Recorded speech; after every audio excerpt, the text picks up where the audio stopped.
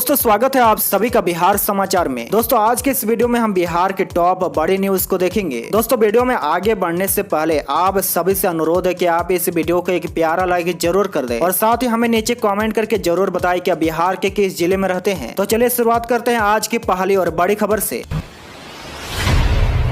चलिए पहली खबर, कोरोना की तरह होगा बच्चों का वैक्सीनेशन। कोविन की तरह यू विन पोर्टल पर होगा रजिस्ट्रेशन, घर बैठे मिल जाएगा टीकाकरण का सर्टिफिकेट। जी हाँ, देखिए बच्चों का टीकाकरण भी अब कोरोना की तरह नए प्लेटफॉर्म पर होगा। कोविन की तरह यू विन पोर्टल पर पहले रजिस्ट्रेशन होगा, फिर वैक्सीनेशन किया जाएगा। भारत सरकार कोरोना के वैक्सीनेशन के लिए तैयार किए गए कोविन पोर्टल की तर्ज पर यू विन पोर्टल लॉन्च करने जा रही है। वहीं देखिए ट्रायल के लिए पायलट प्रोजेक्ट के तहत देश के 65 जिलों में बहुत जल्द ही इसकी शुरुआत हो जाएगी। इसमें बिहार के 2 जिले पटना और सुपौल को शामिल किया गया है। नए प्लेटफॉर्म पर टीकाकरण से इम्यूनाइजेशन का पूरा डाटा ऑनलाइन हो जाएगा। इसके साथ ही आम लोगों को घर बैठे सेशन साइट से लेकर प्रमाण पत्र की पूरी जानकारी मिल जाएगी। देश के 65 पायलट जिलों के लिए भारत सरकार 13 जनवरी 2023 को यू विन प्लेटफॉर्म के पायलट का सॉफ्टवेयर लॉन्च करने जा रही है।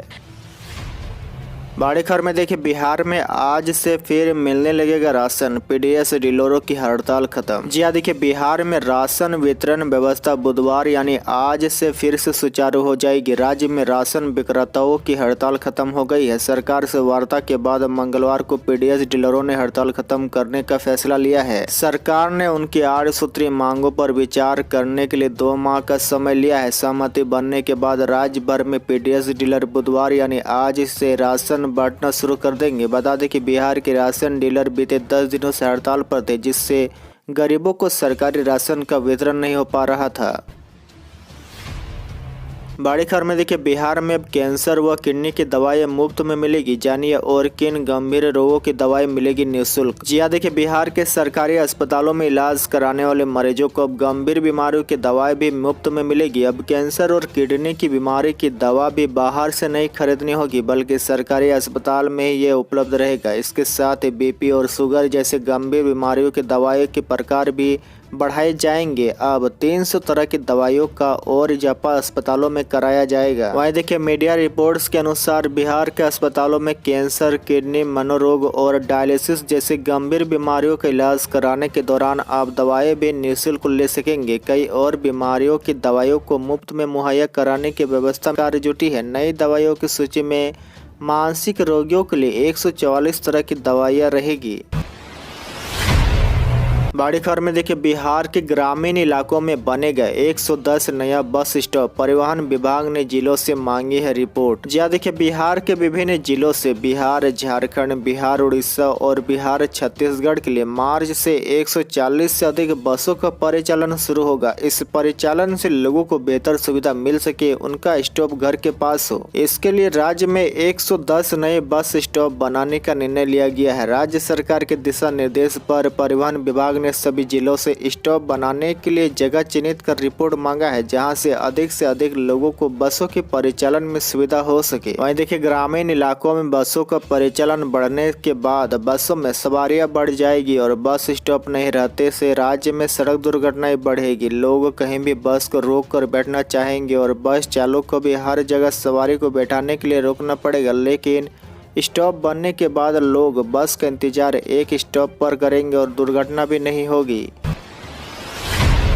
बड़ी खबर में देखिए बिहार में बायोमेट्रिक से बनेगी मनरेगा में काम करने वालों की हाजिरी। मजदूरों को सही काम का हो सकेगा भुगतान। ज्यादा कि अब मनरेगा में काम करने वाले मजदूरों की हाजिरी के नाम पर फर्जीवाड़ा नहीं होगा। सभी मजदूरों को उनके कार्यस्थल पर ही बायोमेट्रिक पद्धति से हाजिरी दर्ज कराई जाएगी। इसके लिए मनरेगा सॉफ्टवेयर एप्लीकेशन मोबाइल का प्रयोग किया जाएगा। National mobile monitoring system NMS के उपयोग से न केवल फर्जी हाजिरी लगाकर पैसे निकाल पर रोक लग सकेगी, बल्कि काम के घंटे का भी सही आकलन हो सकेगा। इससे सही मजदूरों को उनके सही काम के घंटे का भुगतान हो सकेगा। साथ ही भ्रष्ट तरीके से मनरेगा में चल रही फर्जीवाड़े से सरकारी राशि के दुरुपयोग पर भी रोक लग सकेगी। वहीं देखिए मनरेगा मजदूरों की हाजिरी बायोमेट्रिक अटेंडेंस टैबलेट और मोबाइल के माध्यम से ली जाएगी। मोबाइल ऐप को ऑनलाइन किए जाने के बाद work load, master roll number, तिथिवार उपस्थिति, जॉब कार्ड का नाम, उनका कार्ड नंबर सहित सभी महत्वपूर्ण जानकारी का कॉलम दिखने लगेगा। सॉफ्टवेयर पूर्व में दर्ज फिंगरप्रिंट से सत्यापन स्वयं कर लेगा।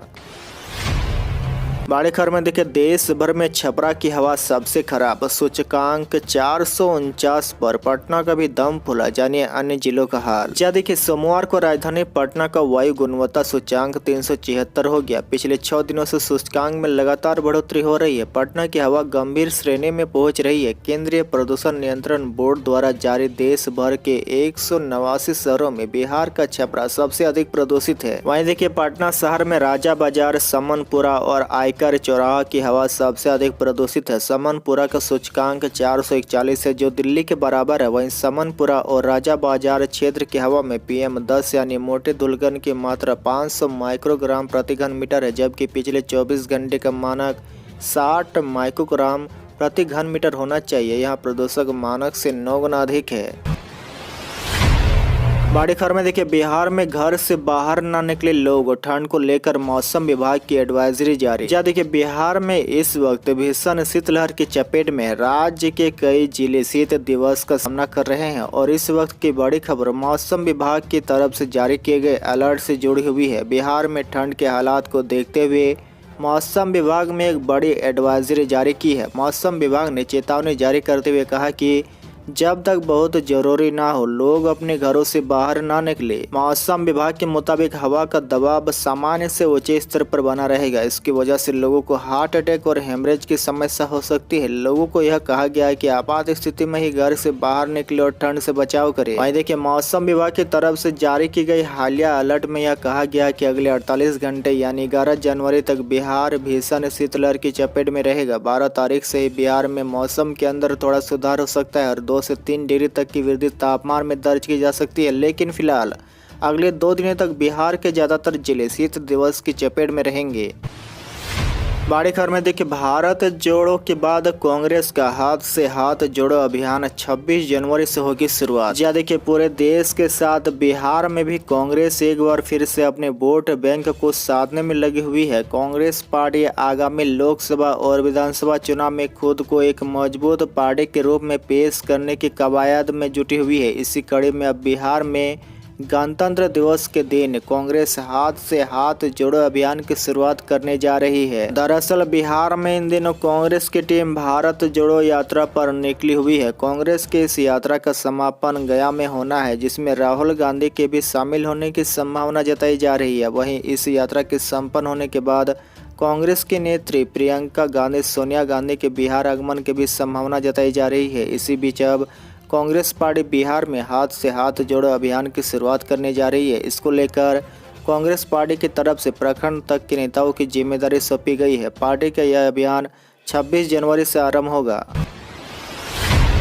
बड़ी खबर में देखिए CBSE ने बदला 12 के मैथ क्वेश्चन पेपर का पैटर्न, MCQ सवालों की संख्या बढ़ी। या देखिए CBSE 12वीं परीक्षा में बड़ा बदलाव किया गया है। अब छात्र छात्राओं को अपने मैथ के लिए क्वेश्चन पेपर में बड़ा बदलाव देखने को मिलेगा। CBSE द्वारा लिए गए इस फैसले से छात्र को काफी राहत भी मिलेगी, क्योंकि अब उनके पास सवालों का जवाब देने के लिए बहुत विकल्प होंगे। दरअसल CBSE ने 12वीं के एग्जाम में पूछे जाने वाले मैथ के क्वेश्चन पैटर्न में बदलाव किया है। अब छात्र छात्राओं को मैथ्स में लघु, दीर्घ और केस स्टडी के 9 क्वेश्चन देखने को मिलेंगे। इससे अगर कोई सवाल छात्र को नहीं आता है तो वह विकल्प वाले दूसरे सवाल को उत्तर दे सकते हैं। लघु उत्तरीय में 5 और दीर्घ उत्तरीय में 2 सवाल का विकल्प होगा। इसके अलावा केस स्टडी वाले 3 प्रश्नों में से 2 में विकल्प मिलेगा। इसके साथ ही इस बार MCQ वाले प्रश्नों की संख्या 10 से बढ़ाकर 18 कर दी गई है। बड़ी खबर में देखें नीतीश कैबिनेट का विस्तार खरमास के बाद संभव, कांग्रेस ने बढ़ाई टेंशन। जी देखिए बिहार में नीतीश कैबिनेट का विस्तार खरमास के बाद होने की संभावना जताई जा रही है। इसी बीच कांग्रेस ने महागठबंधन सरकार में टेंशन पैदा कर दी है। दरअसल मौजूदा कैबिनेट में कांग्रेस कोटे से 2 मंत्री ही है। विधायकों की संख्या के आधार पर नए प्रदेश अध्यक्ष अखिलेश प्रसाद सिंह ने कांग्रेस कोटे से 2 और सदस्यों को मंत्रिपरिषद में जगह देने की मांग कर दी है। ऐसे में मुख्यमंत्री नीतीश कुमार पर दबाव बढ़ गया है। बड़ी खबर में देखिए ललन सिंह बोले नीतीश में प्रधानमंत्री बनने के सभी गुण, एकजुट विपक्ष करेगा फैसला। जी देखिए बिहार में सरकार बदलने के बाद से ही इस बात की चर्चा होने लगी। देखिए मुख्यमंत्री नीतीश कुमार विपक्ष के प्रधानमंत्री पद के उम्मीदवार हो सकते हैं। कई मौकों पर जेडीयू के नेता इस बात को कहते रहे हैं कि जनता चाहेगी तो नीतीश कुमार देश के प्रधानमंत्री बनेंगे। इसी बीच कांग्रेस लीडर कमलनाथ ने दावा किया कि राहुल गांधी विपक्ष के प्रधानमंत्री पद के चेहरा होंगे। कमलनाथ के इस बयान के बाद अब जेडीयू ने भी यू टर्न ले लिया है। जेडीयू के राष्ट्रीय अध्यक्ष ललन सिंह ने कहा कि नीतीश कुमार में पीएम बनने के सभी गुण मौजूद है, लेकिन वे प्रधानमंत्री पद के उम्मीदवार नहीं है। ललन सिंह ने कहा कि सभी दल मिलकर बैठकर यह तय करेंगे कि प्रधानमंत्री पद का उम्मीदवार कौन होगा।